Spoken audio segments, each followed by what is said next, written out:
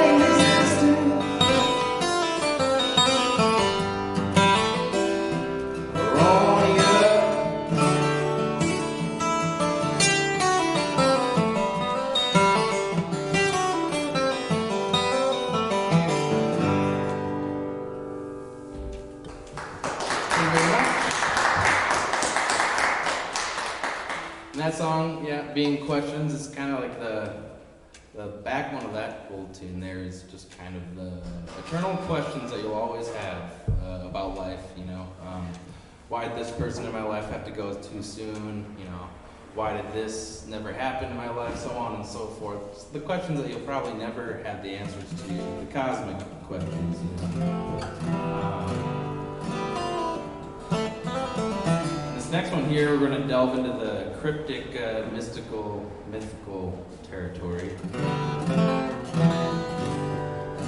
There's a line in the song about hoping to come across Bigfoot, and I hear that's actually quite unpleasant from the people that have had experiences, some of them. And it has UFOs in it. It has some hermetic as above, so below reference in it. It's you know, all that cool, weird stuff. Area 51, all that weird junk. Should we move into another one? Yeah? do it. Got time? Okay. I'm gonna allow Dexter to cut me off at some random point in between songs. And then we're gonna do a Q&A, I believe. Yeah, you got at least 3 more if you want. Oh, awesome. Cool. Awesome. So this is a more faster paced tune.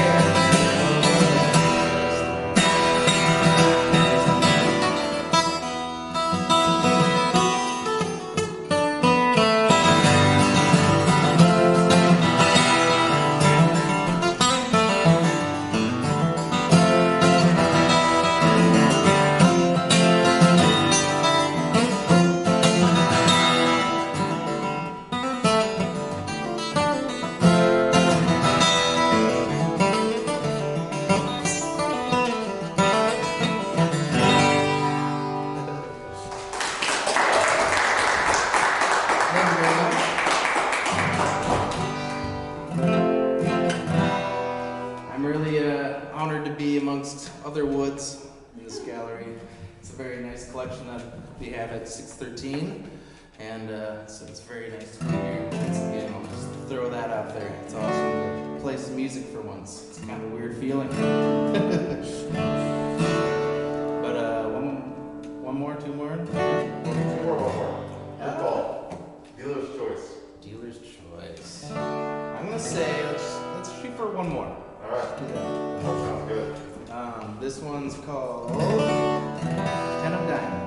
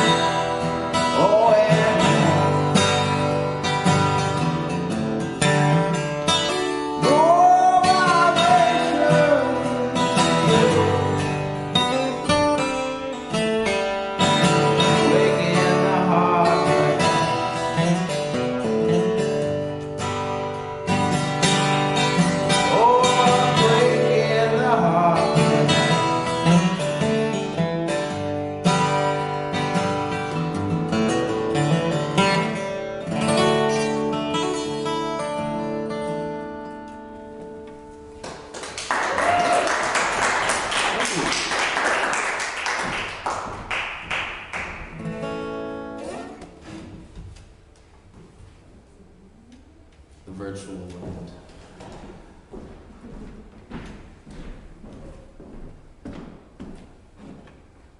Is that looking right on there? Hey, man. Hey. That was great. Thank you. Thank you so much. Should I take this off? If you want to. Okay. What are you most comfortable with? I'll just kind of hold it like this. Yeah, you can leave it on there and hold it too, you know, for the best vocal. There we go. Yeah. Here, I'll just move it. That was really great, man. It's good to see you play again.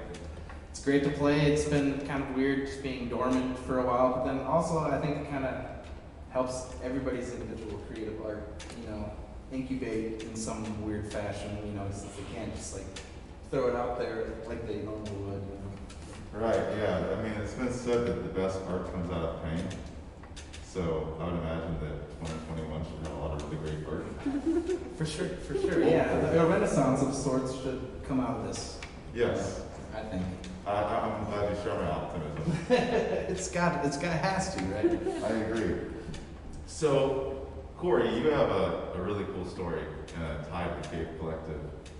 Yeah, I can tell it quick. I can give a summarized version. You can kind of pick it apart if you want. Okay, yeah, give the summarized version. Okay. I'll ask questions. So there's a random message on Facebook that Natasha had put out there of a house show, and so I was like, I haven't played West River and I haven't done a lot of traveling, so I'm gonna play this show. You live in the Sioux Falls. I was living in the Sioux Falls. Yes, I should have mentioned that.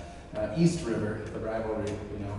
And so I took her up on it, and it got diverted from the cave because there was too much attention at the cave. Couldn't have shows for whatever reason, and so that's kind of the reason why the Cave Collective was birthed, right? Because of, you know, it's nice having more or less hassle-free type shows. Yeah, so for those who don't know, the Cave Collective comes from the Nameless Cave. So Natasha, our founder, had been having shows in an actual cave in the Black Hills on our property for almost a decade, over a decade. And it got to the point that, you know, there was like 300 people showing up at our house. And that was half the selling point for me to drive all the way across the state.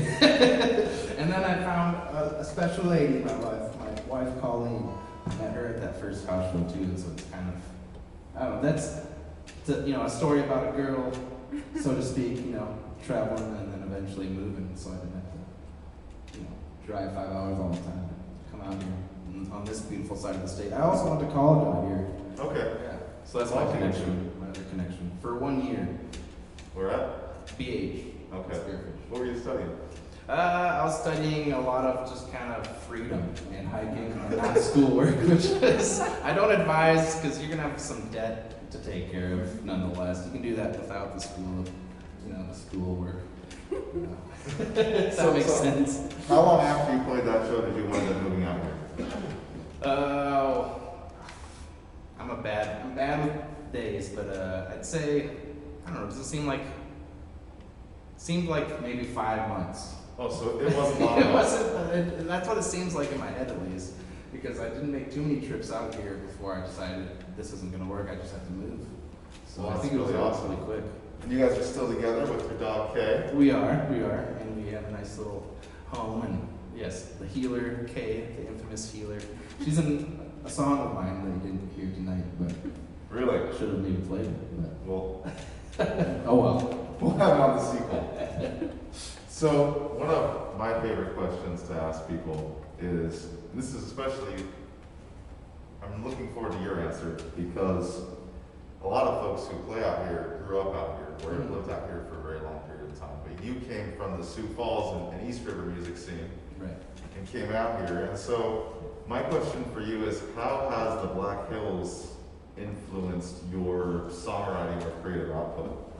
I guess one of the more practical ways that it influenced my writing was just a lot of time to do it. Because there's a certain distraction that your hometown has, all the different nooks and crannies. And when I moved out here, besides like people that I knew, I just had a lot of time to fill. And so what more reason to play guitar than, I've got all this time on my hands to play some more guitar.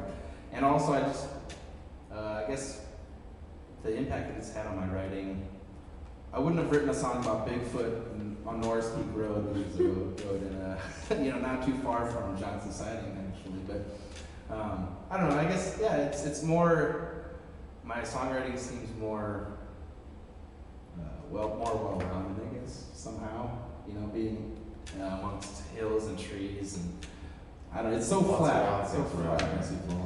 Not that there's not culture and a great art community happening there, but my soul feels like it gravitates towards this area of South Dakota for some reason. Yeah, I've lived in South Dakota, in the Black Hills in particular, on and off for 10 years, and I keep winding up back here. This time I just decided to stay. It's beautiful. It's beautiful, and I think it's sacred land for a reason. I think people were drawn to this locale for a reason. It has that spot. It has that quality to it. And I don't know. I mean, this, for example, playing in a cool gallery like 613, and people like you throwing on stuff like this. So. Well, thanks, man. And people like you who come to fun. Can we just butter each other's bread? Yeah, I think the next live stream is going to be Cory and I complimenting giving each other compliments. Aren't we cool? It's been a party here, man. We could really use it. And then we'll bring someone else to get complimented. There you go. You're like an anti-roast. Yeah. We'll be able to, So now I want to open the floor up to questions. Does anybody have any questions they'd like to ask Cory about his art or his process, or I have a question. Yes. How old were you when you started playing guitar? You're obviously very proficient, one of the better guitar thank players you. I've seen. Thank you very much. So the question was, how old was Cory when he started playing guitar? Yes. And I had to, like 15, is what I tell people. I was like 15 years old. I was in middle school. No. I don't know. Somewhere in middle school is my memory of getting a guitar, and then like actually playing was in high school, kind of around 15.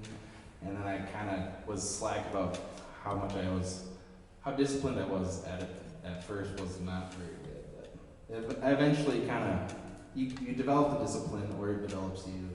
I don't know, something like that.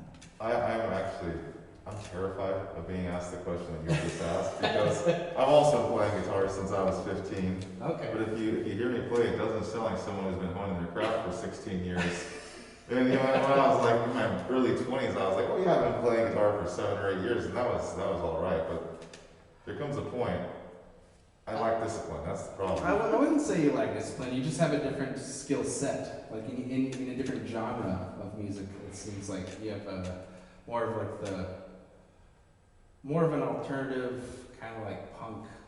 I think different avenues and different art streams have different methods. They don't need to be like the jazz person in a shed doing 2 hours a day, practicing, his flute to get, it doesn't need to be, music and art doesn't need to be anything like that.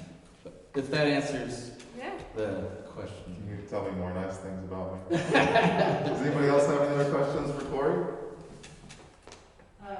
Cory, have you ever done any group projects, or have you considered doing a group project here in the hills? So the question is, as Cory doesn't know this, the audience can't hear the audience members. So the question was, is Cory involved in any group projects here in the hills or beyond?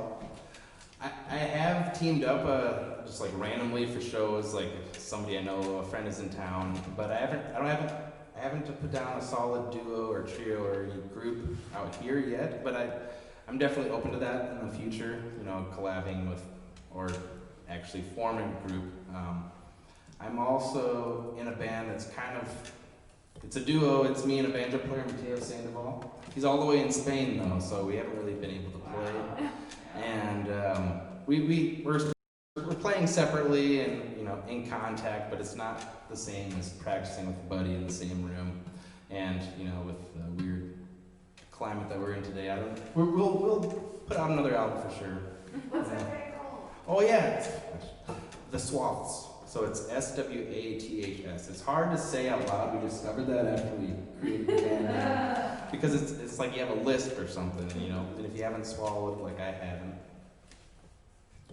the saliva out of your mouth is kind of sound funny. So, but we have an album on Spotify called TV Ice, and Chad Conrad at Pony Creek Studios. He mixed and mastered it. He was one of the White Wall Sessions guys, and it's on Spotify and Bandcamp and all those other outlets. And that was a fun project, and it's still, we're just on a hiatus, I guess, to answer your question. And you're on Spotify under your name, is that correct, and all those Bandcamp? Well, the duo, it's the Swaths, and for me, the really old album, if you want to, if I want to embarrass myself and tell everybody that solo album, it's under Library Advocate. So, Library Advocate is like the solo moniker that I usually try to go on. And it doesn't really, for this event, it seemed apt to just use my name, story, and song. And so I took the suggestion. And but yeah, if you want to find that album, Library Advocate, and it's self-titled that. That's also hard to say. Yeah. He's got the coolest stickers though. Do you have any of those stickers? I don't have any, no. No, and that was actually a gift from Jason Reuter. Oh, yeah. He does the wood burning. Against the grain. Yeah, Against the Grain. And he actually made a really cool thing and gifted it to us because we helped him out. So, yeah. That's super awesome. So I have a question for you. One thing that we see a lot, you're a working musician. So a lot of folks who write original music, they perform with their friends. They'll play a show every now and then. But you, before the pandemic hit, were actually out playing multi-hour gigs at different places all around the Black Hills. I was making a part-time Yeah. on the side. It was good side money for a little bit there. Yeah, I don't know that anybody can make a full-time job out of that these days. It's a lot of work. I know there's like a short list of people that do it, and they're very talented folks. They usually have their fingers in a lot of different pots, like not only do they play music, but they also maybe like mix music on the side, or they have some sort of production deal that they do. But it is possible. Yeah. So are you looking to the future? You thinking about what's next for Library Advocate? I'm not putting a lot of pressure on it because of just the world the quickly transforming world that we live in. I plan on playing guitar and music for my own soul health, I guess, for the rest of my life. And if that involves audiences in the future, I'm more than happy to, try to make a living at it at the future, to answer your question, maybe. But I'm not in a hurry to, try to make decent money at that again, because it seems like there's a lot of different ins and outs that need to be kind of rerouted with the music industry. But. Sure. I think Natalie's got a question.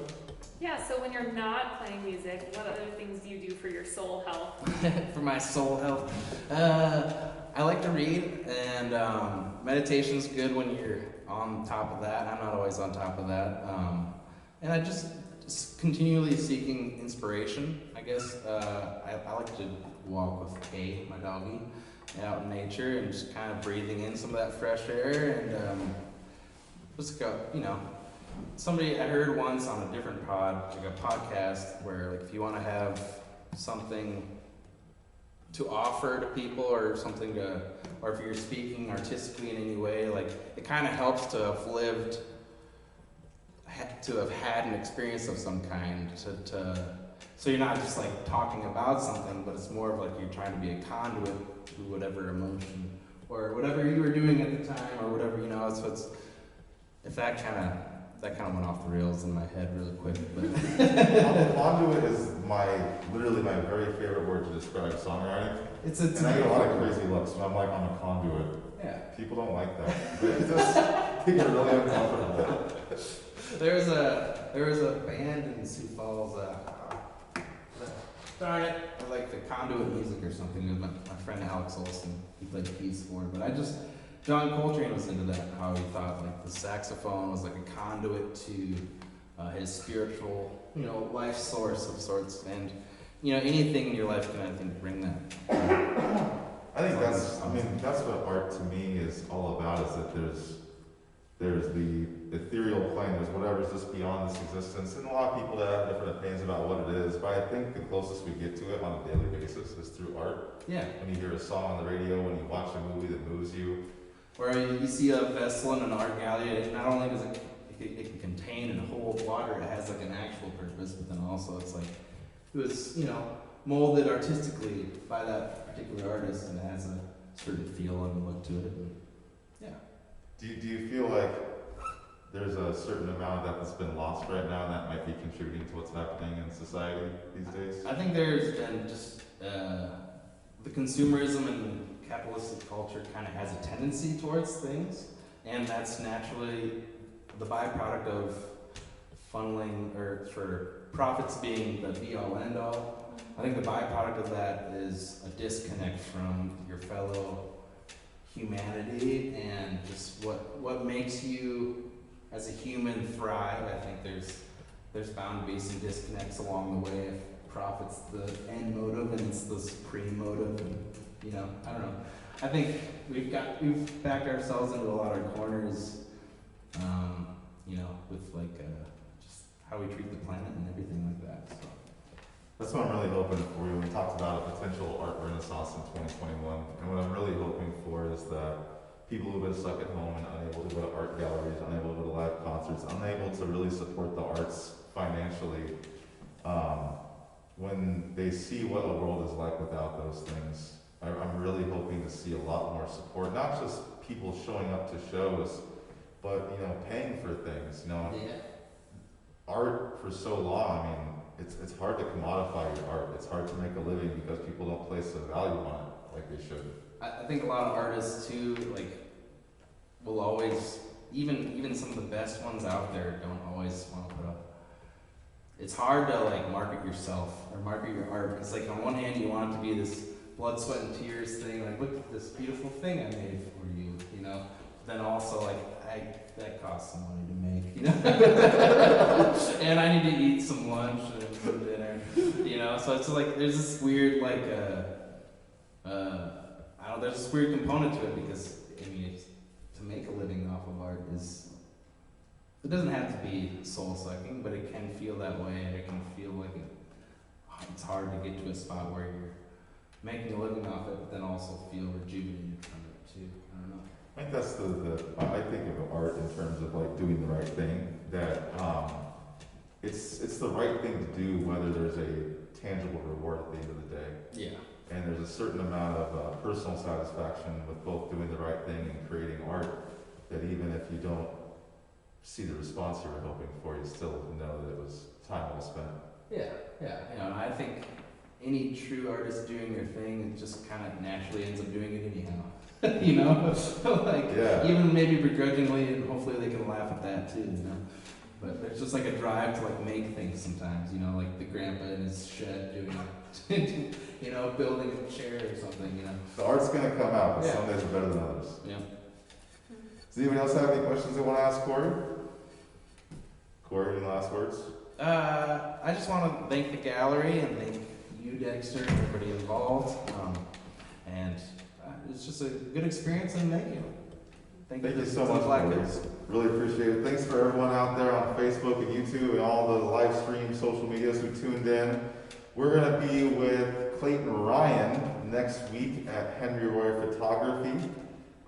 He's got a new single out he's going to be talking about, and we're really excited to do that. So thanks again, Cory, and we will see you all next weekend at Henry Roy Photography. Have a good night.